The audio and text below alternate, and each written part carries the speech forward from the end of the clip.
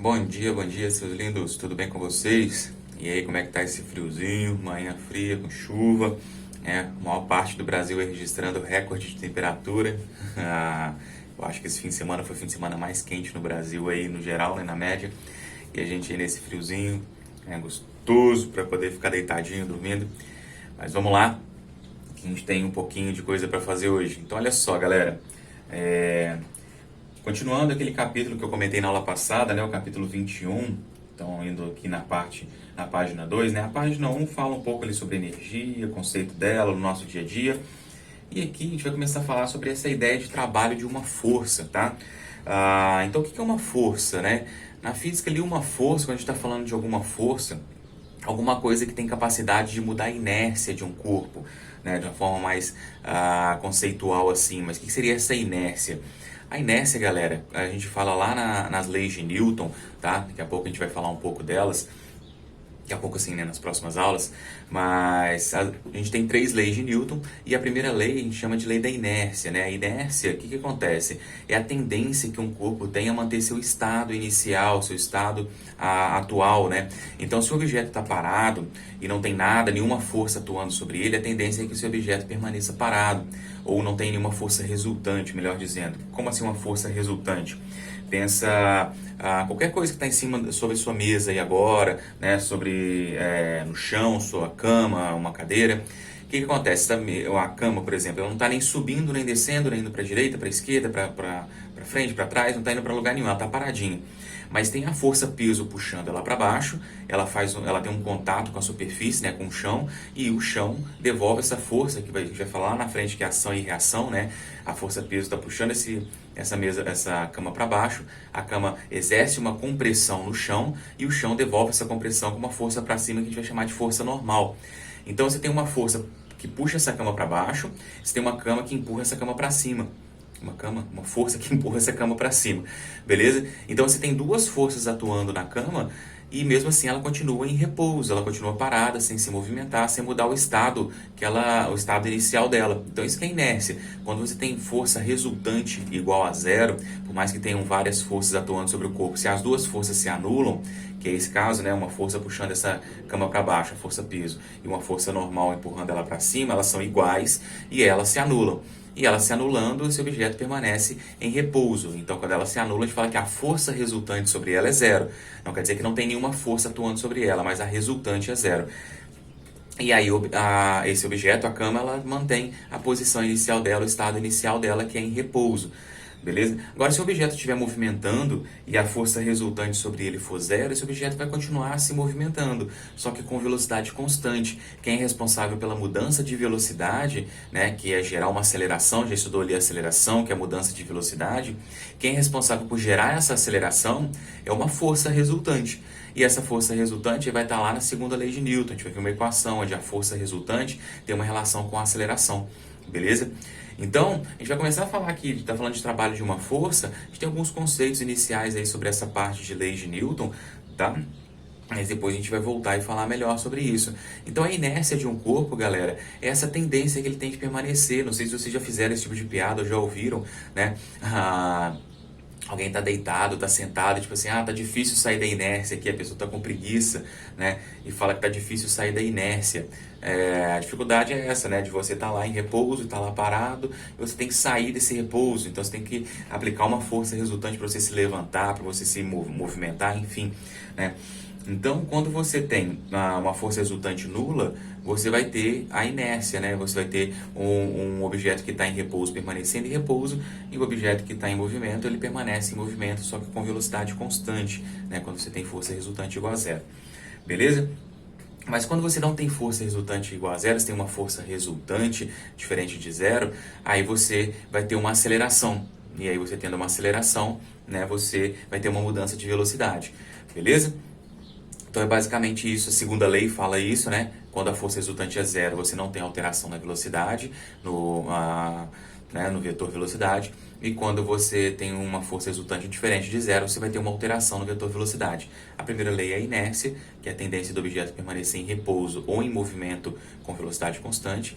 E a terceira lei é a ação e reação. A mesa, a cama tem uma força-peso puxando ela para baixo e, né, comprime o chão, essa força de compressão, tem uma ação e a reação é a força normal que ele devolve na cama para cima, beleza? Então, galera, a força ela tem a força ela é um agente físico, né, que tem essa capacidade de poder retirar um objeto da inércia, né, de fazer um objeto alterar a sua velocidade ou fazer um objeto que já está movimentando, fazer a velocidade dele aumentar ou diminuir, um objeto que está em repouso fazer com que ele ganhe velocidade e comece a movimentar, beleza? E aí, aqui na página 2 a gente tem o trabalho de uma força, que a gente vai ver é medido também com unidade de energia, em joule. Então a gente está falando de energia. O trabalho nada mais é do que uma força, né, sendo aplicada no objeto, esse objeto sofrendo um certo deslocamento, e aí você está entregando energia para esse objeto, né, para ele poder deslocar esse certo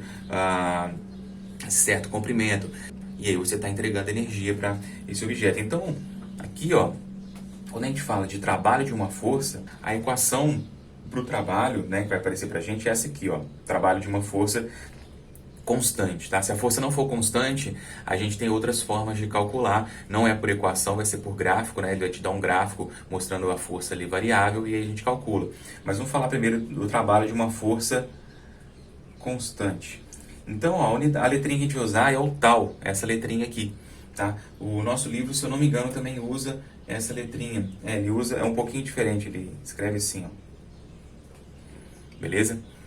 Alguma coisa parecida com isso. Então é o tal, tá? Pode usar essa letra aqui ou essa aqui. E tem algumas situações que o livro utiliza a letra W, de work, beleza? Então aqui você tem o trabalho, pode ser qualquer uma das 3 letrinhas. Eu vou usar essa aqui para ficar igual do nosso livro, beleza? Mas se uma hora eu colocar essa aqui sem querer, não preocupa não. É porque é o costume maior meu utilizar essa letra aqui. Mas vou usar essa aqui. Então, ó, o trabalho, ele é a força multiplicada pelo deslocamento, multiplicado pelo cosseno do ângulo entre a força e o deslocamento. E aí, quem já viu um pouco de trigonometria deve estar assim, meu Deus, cosseno e tal. Mas olha só, para ficar bem simples, né? Aqui no livro de vocês ele tem um exemplo, mas eu vou fazer aqui o seguinte, ó. Vamos colocar uma superfície, beleza? Essa superfície tem um bloquinho apoiado sobre ela, uma caixa, alguma coisa assim. Essa caixa está sendo puxada por uma força. Então eu posso aplicar, por exemplo, uma força assim, beleza? Essa aqui é a minha força. E o meu deslocamento pode ser para cá também, né? Sobre a superfície, paralela à superfície. Então eu vou colocar aqui, ó, uma setinha aqui com a letra D, de deslocamento. Então tem a força e tem o deslocamento. Então o que acontece? Eu aplico uma força nessa direção, nesse sentido, e o deslocamento é nessa direção e nesse sentido, beleza? São paralelos. Aí, aqui, o que acontece? O ângulo entre esses dois caras é 0, né? Se eu pegar aqui, a força é o verde, eu usei o verde com a força. Então, se eu pegar a força e o deslocamento, o ângulo entre os dois é 0, beleza? Agora, eu posso ter a seguinte situação, ó. Eu posso colocar a superfície aqui, colocar o mesmo bloquinho aqui, e eu posso aplicar a força assim, ó. Dessa forma, né? O bloquinho ele é uma caixinha pequenininha, eu sou mais alto, na hora que eu vou puxar, ao invés de eu abaixar para puxar ela de frente, eu vou estar em pé, eu vou puxar ela um pouco para cima, né? Com essa inclinação. E o deslocamento continuar sendo nessa direção. Aí repara que agora, entre a força e o deslocamento, apareceu, né, esse ângulozinho aqui. Que aqui a gente não conseguia desenhar, né, esse ângulo, tudo, mas é o ângulo 0, né? Aqui, vou colocar aqui, ó, θ igual a 0, né? Essa letrinha grega aqui, ó, é o θ. Então, θ igual a 0 graus, beleza? E aqui o θ é diferente de 0 graus, beleza? O que acontece, né? Eu tenho um ângulo ali diferente de 0 entre a força e o deslocamento. Então, não é toda força que eu estou aplicando que está sendo utilizada efetivamente para poder deslocar essa caixa, fazer esse deslocamento dela. Beleza? Uma parte dessa força está sendo utilizada para quê? Para poder suspender um pouco essa caixa. Não necessariamente tirar ela do chão. Mas o que acontece? Quando você pega alguma coisa que é pesada e tal, e você quer arrastar ela, né, sobre uma superfície, você quer pegar e arrastar, por exemplo, a cama, você quer arrastar um sofá, né, dentro da sua casa, vai limpar alguma coisa, você quer pegar alguma coisa que é embaixo do sofá. Se você pegar e simplesmente só arrastar, o sofá, ele parece ser mais, parece ser mais difícil você arrastar ele. Agora, se você suspende ele um pouquinho e arrasta, você sente uma dificuldade menor. Por quê? Porque o atrito entre o chão e o sofá, né, o atrito entre duas superfícies, ele é maior, né, quando você tem uma compressão maior. Então, quando o sofá está mais apoiado no chão, ele exerce uma força de compressão maior no chão, e aí o atrito entre o chão e o sofá vai ser maior, beleza? Agora, se você suspende ele um pouquinho e puxa, né, aí você está tirando um pouco essa força de compressão e fica mais fácil, né? Você diminui a força de atrito entre as duas superfícies e se torna mais fácil você arrastar o sofá ou esse objeto que você estiver puxando. Então, quando você tiver essa força, uma parte dela está sendo aplicada para suspender a caixinha, né? E outra parte está sendo utilizada para poder deslocar essa caixinha, beleza? Então você tem uma força sendo, a gente fala que é uma decomposição, porque a força, a gente está dizendo aqui uma seta, é um vetor. Então o que acontece? Se eu tenho a força sendo aplicada dessa maneira, a gente vai aprender, né, como decompor essa força. A gente vai ter lá um eixo Y e o eixo X lá do plano cartesiano, lembra? Plano cartesiano da matemática, eixo X e eixo Y. E a gente vai desenhar um pedacinho dessa força no eixo X e um pedacinho dessa força no eixo Y, que vai chamar de força na direção X e força na direção Y. Então, esse carinha aqui, essa força F, a gente vai parar de utilizar, é como se a gente parasse de utilizar ela e utilizasse só a força na direção X e força na direção Y. Essa força aqui na direção Y é a responsável por suspender um pouco o objeto, e essa força na direção X é a responsável por fazer o deslocamento desse objeto. E a gente vai ver que para achar essa força, X, é pegar esse F e multiplicar pelo cosseno desse ângulo aqui, ó.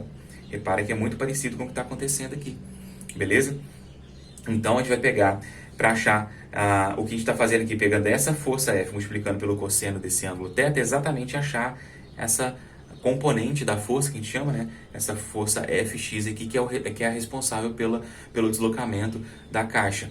Beleza? A gente vai ver isso mais para frente com mais detalhe. Mas aqui a ideia é a gente ver basicamente o quê? Que a gente tem esse ângulo entre a força sendo aplicada, né? A força é esse F, beleza? Esse Fy, esse Fx é uma forma da gente escrever matematicamente diferente essa força para simplificar nosso cálculo, tá?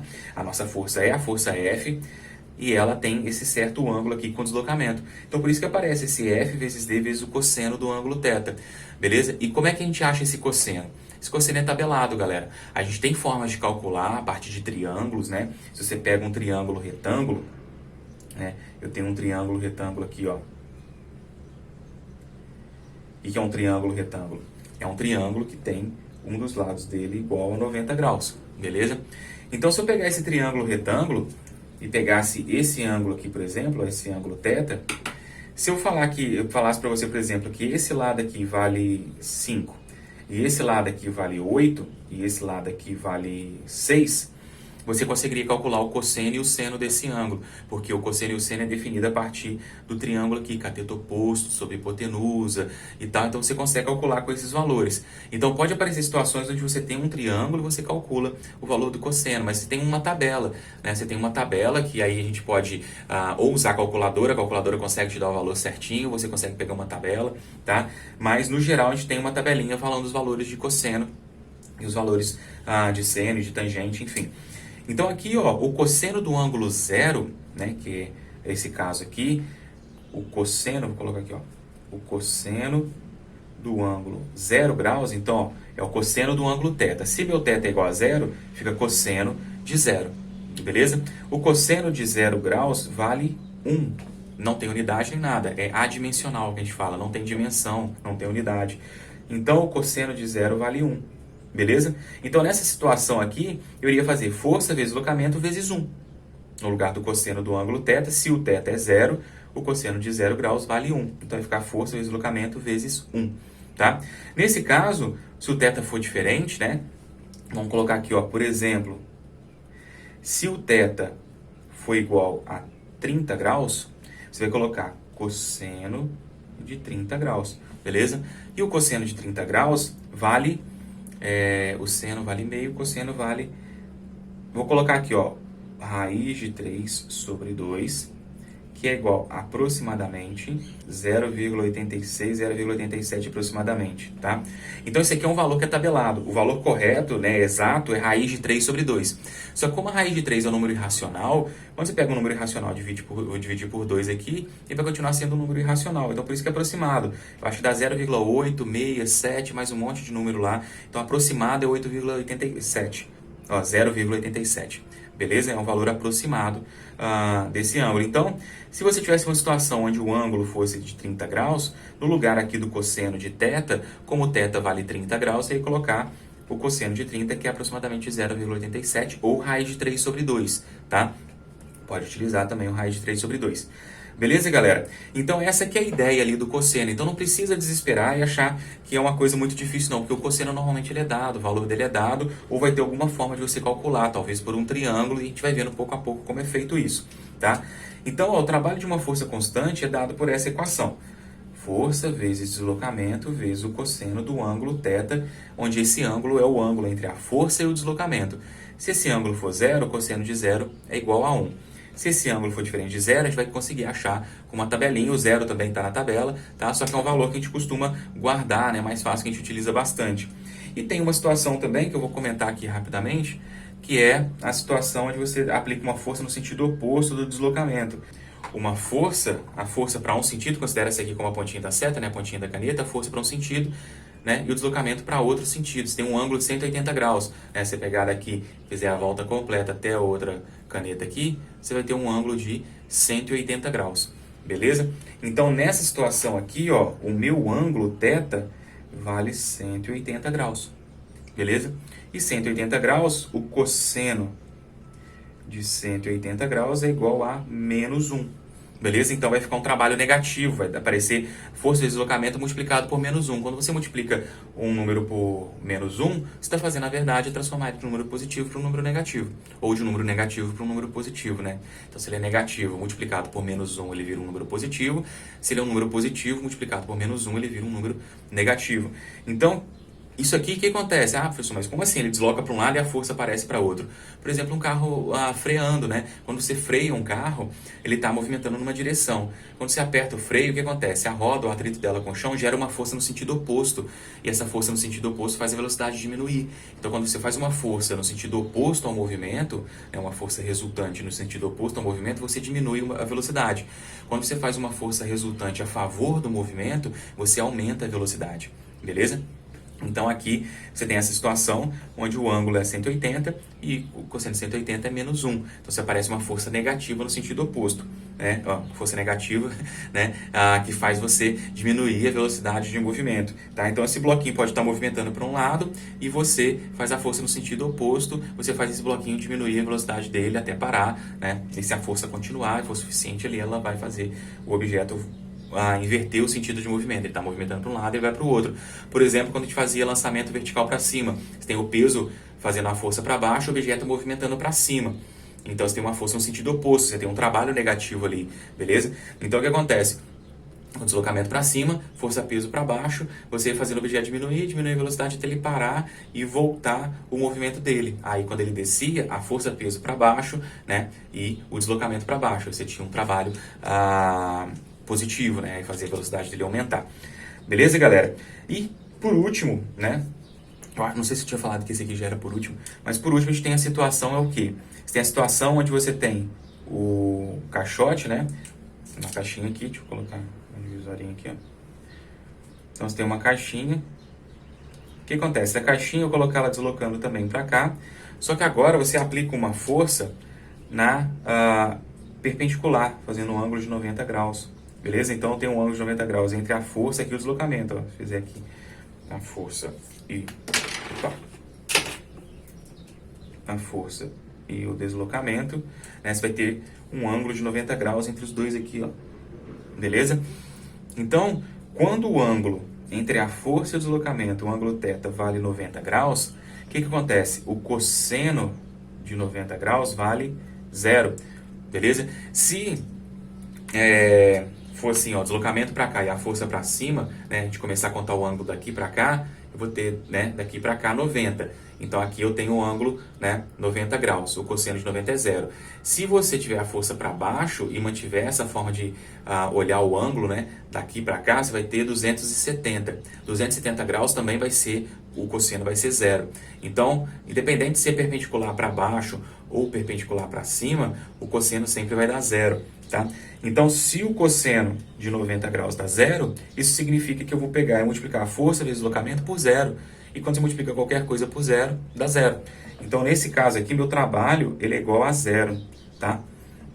Então, quando a força ela é perpendicular ao deslocamento, o trabalho é igual a zero, beleza? Nesse caso aqui, ó, quando o cosseno é igual a 1, eu tenho o trabalho máximo, tá? Então, ó, aqui eu tenho o trabalho máximo, porque o cosseno vale 1, é o valor máximo do cosseno.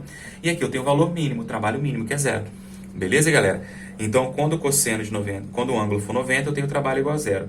Quando o ângulo for zero, o trabalho ele é máximo. E qualquer valor intermediário, esse trabalho vai dar um valor intermediário entre o máximo e o mínimo. Por exemplo, vamos pegar uma força no deslocamento, vamos supor que o trabalho dá um valor de 10 joules.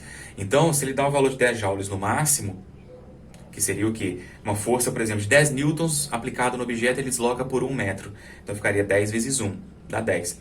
Se o ângulo entre os dois for zero, vai dar 10 vezes 1, dá 10, é o valor máximo. Se o ângulo entre os dois for 90, 10 vezes 1 dá 10, vezes 0 vai dar 0, é o mínimo. E se eu pegar vezes 0,87, que é um valor intermediário, 10 vezes 0,87 vai dar 8,7 joules de trabalho, beleza? Então aqui eu tenho o valor máximo, que é 10, aqui um valor intermediário, 8,7, e aqui o valor mínimo, que é 0, beleza? Então, seriam essas três situações aí, né, para cálculo ali de um trabalho de uma força constante, que é a página 3 ali de vocês, beleza? E aí, só para a gente finalizar, porque o livro ele traz na página 4 o trabalho da força-peso, que eu acabei de comentar com vocês ali e tal, só que eu vou deixar o trabalho da força-peso para a próxima aula, eu vou falar com vocês aqui sobre o trabalho de uma força variável, tá? Aí na próxima aula a gente vai lá e fala sobre o trabalho da força-peso. Então, ó, o trabalho de uma força variável, pode ver que aparece aí pra gente um gráfico, né? Então, esse gráfico, o que acontece? É o gráfico entre força e deslocamento. Então, ó, a força é F aqui e o deslocamento aqui, o x, ó, beleza? Então, eu tenho uma força que ela começa aqui, ó, se você acompanhar o gráfico, é uma força constante. Então, aqui nesse pedaço, por exemplo, daria para calcular utilizando a equação. Só que chega nesse ponto, repara que a força, o que acontece? Ela diminui, ó. O valor dela vai diminuindo. Repara que se eu pegar um ponto aqui, ó, se eu olhar a força, ó, a força está abaixo, né? O valor da força está abaixo daquele valor inicial, que é o F. Então, aqui embaixo tem um valor menor, né? Então, se eu acompanhar no gráfico aqui, ó, esse valor da força é menor. E ele vai diminuindo, diminuindo, diminuindo, até chegar no zero. E continua, né? Ela começa a aumentar em valor negativo. Ela começa a aumentar em valor negativo significa o quê? Você está aplicando a força no sentido oposto que você considera como positivo, né? Então, ó, a força continua, vai aumentando porque depois do zero vai vir menos 1, menos 2, menos 3, menos 4. Então, o valor numérico, né, em módulo, ele está aumentando. A gente chama de valor absoluto, né? Menos 1, menos 2, menos 3, menos 4. Então, em valor absoluto, que é o módulo, quando você pensa só no valor positivo, né, se pensar quando a gente fala em módulo, né, o módulo de menos 4 é 4 positivo. O módulo de menos 10 é o 10 positivo. Né? O módulo de um valor negativo é sempre positivo. Então, em módulo, esse cara está aumentando. Ele está indo para menos 1, menos 2, menos 3, menos 4. O sinal de negativo aqui para a gente significa o quê? Que a força está no sentido oposto que você adotou como positivo, tá? Então, ó, o objeto está deslocando, né, nessa direção. E aí, com essa força aqui inicial constante, ele desloca até um ponto aqui que ele não colocou qual que é. Mas essa força começa a diminuir, diminuir, e ele desloca até a posição x1. Então, essa posição x1 aqui é onde a força dele fica igual a zero. E a força vai, né, muda o sentido dela e começa a aumentar e ele vai deslocando até a posição x2. Repara que ele colocou esse A1 e esse A2. Esse A significa a área. Então, a área 1 e a área 2. Beleza, galera? Essa área, se você calcular o valor dessa área, você consegue saber o valor do trabalho. Essa área, a gente fala que ela é numericamente igual ao trabalho. Então, olha só, galera. Ele pega e faz o quê? Ele escreveu ali pra gente A1, né? E A2, que é a área, né, aqui do gráfico. Beleza? Então, se você calcular essa área, a gente pode falar o seguinte, ó. A área, ela é numericamente igual ao trabalho. Por que a gente não fala que a área é igual ao trabalho? Porque a área é uma grandeza, né? Uma grandeza física que tem unidade de metros quadrados, centímetros quadrados, quilômetros quadrados, né? E o trabalho é uma outra unidade física, né? Outra grandeza que tem unidade de joule. Então são duas coisas diferentes, mas numericamente o valor vai ser igual. O valor numérico que eu achar para essa área, ele vai ser exatamente igual ao valor numérico para o trabalho realizado por essa força em todo esse processo aqui, né? Daqui até aqui e daqui até aqui. Então, até chegar no x1 aqui, se eu calcular essa área aqui embaixo, eu tenho o trabalho realizado por essa força, mesmo por esse período aqui que ela está variando, beleza?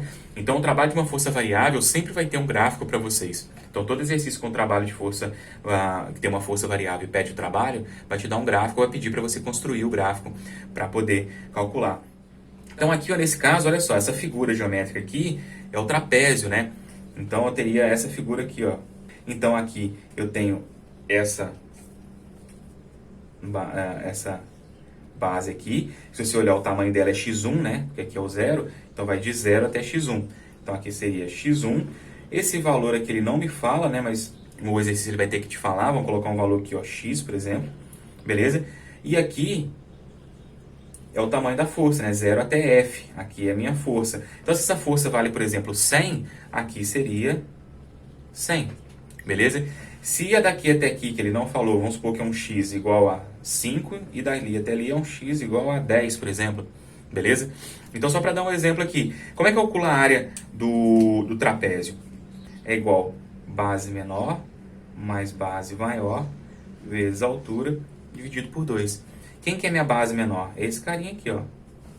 Quem que é minha base maior? É esse carinha aqui, né? Aqui é a base maior, aqui é a base menor. Então, base maior, base menor. E a altura do trapézio é isso aqui. Beleza? Vezes a altura dividido por 2. Então, essa área aqui vai dar a base menor, que é 5, a base maior, que é 10, vezes a altura, que é 100, dividido por 2. Beleza? Então, vai dar 5 mais 10, 15. 100 dividido por 2 dá 50. 50 vezes 15. Então, isso aqui vai dar 750 joules. Beleza? Então, esse aqui é o trabalho proporcional a essa área aqui, ó, só a área A1, beleza? Considerando esse exemplo que eu coloquei, né? Esses valores numéricos eu coloquei aqui agora para a gente poder fazer um cálculo aqui só para de exemplo, tá? Então, ó, é como se fosse 150, ó. Então, eu coloquei de exemplo aqui, é o valor de 750 joules para essa área. Só que aí, professor, mas pô, tem que ficar lembrando da equação do trapézio? Olha, repara que não, ó. O trapézio, você pode separar ele, ó. Você pode pegar um trapézio e dividir ele em duas figuras geométricas. Que duas que vocês conhecem muito bem, e para calcular a área delas, às vezes a gente lembra mais fácil, né, da equação. Eu posso dividir essa figura assim, ó. Eu posso dividir ela em um retângulo e um triângulo. Beleza? Qual que é a área de um retângulo? É lado vezes lado. Então, você pega esse lado aqui e multiplica por esse lado aqui. Aí, você teria que saber esse valor, né? Por exemplo, se aqui é 10, aqui é 5, 10, né? Eu tenho o valor aqui que é 5 e aqui eu tenho o valor que é 100. Beleza? Que é essa altura aqui. E qual que é a área do triângulo? A área do triângulo é base vezes altura dividido por 2. Então, eu pego, a base dele é isso aqui, ó. A base dele é esse pedacinho, né? A altura continua sendo L ali, né? Então, você tem a base vezes a altura dividido por 2. Então, se calcular a área do retângulo, calcula a área do triângulo, soma as duas, você vai dar a mesma coisa da área do trapézio que a gente calculou aqui, né? Beleza? Então, aqui, ó, eu coloquei igual a 750 joules, mas aqui eu coloquei, né? Aqui é igual a 750, então o meu trabalho é igual a 750 joules. Beleza? A área vale 750, o trabalho também vale 750, só que 750 joules. Beleza? Então, ó, eu posso dividir meu triângulo aqui, né? O meu trapézio, retângulo e triângulo, e calcular a área dos dois. Lembrando que a área do retângulo é só multiplicar lado por lado, e a área do triângulo é você pegar a área do retângulo e dividir por 2, né? É lado vezes lado, só que dividido por 2, porque você partiu o retângulo no meio, né? Então, você pega um retângulo, ó, tem lado vezes lado, se você dividir ele no meio, ele vira um triângulo, por isso que é lado vezes lado dividido por 2. Só que um lado a gente chama de altura, o outro lado chama de base do triângulo, mas é tudo a mesma coisa. Beleza, galera? Então é assim que você faz o cálculo de trabalho de uma área variável. Eu teria que calcular ainda esse A2. Então vamos supor que esse triângulozinho aqui agora, né? Eu peguei o trapézio ali, ó. Vamos supor que esse triângulo que sobrou, ele tem aqui uma altura de 50 e essa base dele aqui seja 5 também. Beleza? Então, ó, como se aqui fosse, né, essa força fosse até 50, aqui, ó, fosse 50 negativo, né? Aqui, no caso, é 100, por causa do exemplo que eu usei, e aqui embaixo seria menos 50, né? A parte aqui do meu triângulo. E a base dele aqui, esse tamanhozinho aqui, seria 5, né? Então, tá aqui o 5. Beleza? Então, para calcular a área dele, é base vezes altura dividido por 2. 2. Então, 50 vezes 5 vai dar 250, dividido por 2, a área vai dar 125. Então, nesse caso aqui, o trabalho é igual a 125 joules. Eu usei aquela letrinha que eu falei, né? Então, o que acontece? Para eu saber qual que é a área total essa área total aqui, né, desse trabalho, vai ser o quê? O meu trabalho total, ele vai ser o trabalho de 750 mais o trabalho de 125. Então, o trabalho total é igual a 875 joules. Então, para esse exemplo que eu coloquei aqui para vocês, né? Para esse exemplo aqui, onde eu tenho essa força aqui, essa altura de 100, aqui embaixo ou menos 50, né? Esse tamanho aqui de 10, aqui 5 e esse outro tamanhozinho aqui de 5. Para esse exemplo, o trabalho total que a gente tem é de 875. Então, repara que esse gráfico, eu comecei com ele igual o que está no material de vocês lá. Ele não tem valor numérico nenhum. Eu coloquei os valores. Então, se eu pego agora e coloco valores diferentes, vou ter resultados diferentes. Então, eu posso pegar o mesmo gráfico e fazer infinitos exercícios com valores diferentes que vocês conseguem calcular aí, beleza? Que a ideia é sempre a mesma. Então, galera, a aula de hoje era isso aí, né? A gente falou o que é o trabalho de uma força, né? Considerando a força constante, e o trabalho de uma força variável. Para a força variável, você vai precisar de um gráfico. Ah, professor, e se a força for variável, não for dessa forma, porque aqui, ó, ela é constante, depois ela está variando de forma constante, né? Ela está diminuindo ali, seguindo uma taxa constante. Se ela é uma coisa muito louca, aí a gente tem formas também de calcular, mas a gente não vê no ensino médio, que a gente utiliza matemática mais avançada, a gente utiliza matemática, né? O cálculo integral para poder fazer esse tipo de situação. Beleza, galera? Então, a aula de hoje é isso. Vou deixar algumas atividades para vocês aí. Beijo, beijo. Tchau, tchau.